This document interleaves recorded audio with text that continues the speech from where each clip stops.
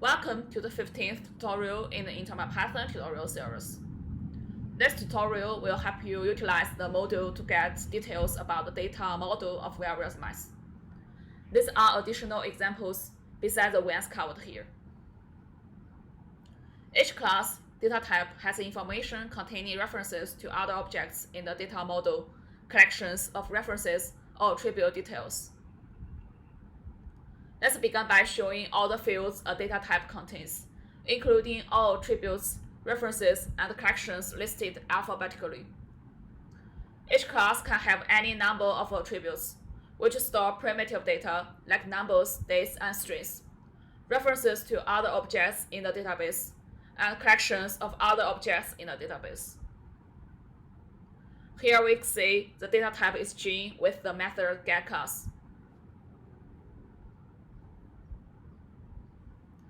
Then we can see all fields in the gene data type. Suppose you have a class name and want to know the details about a particular field it contains. Then you can do the following.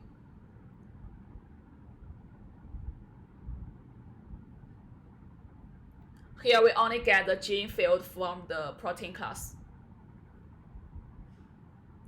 Note that if you enter a field name that does not belong to the class, then you will receive an error.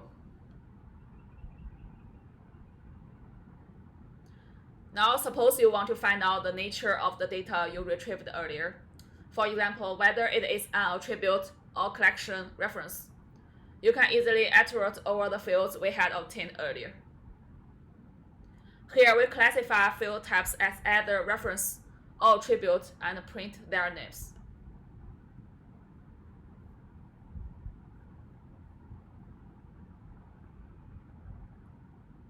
Notice that we use the make path in the process.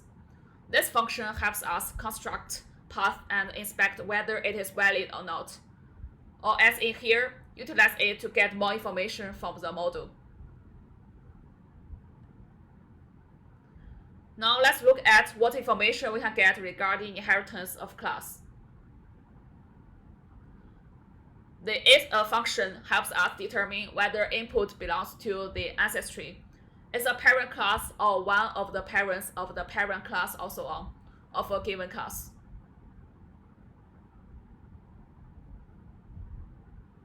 So here we know allele is not an ancestor of protein.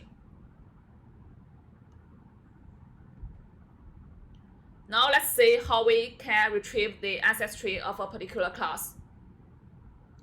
The toAncestry method returns the ancestry of the given class. We can print them here.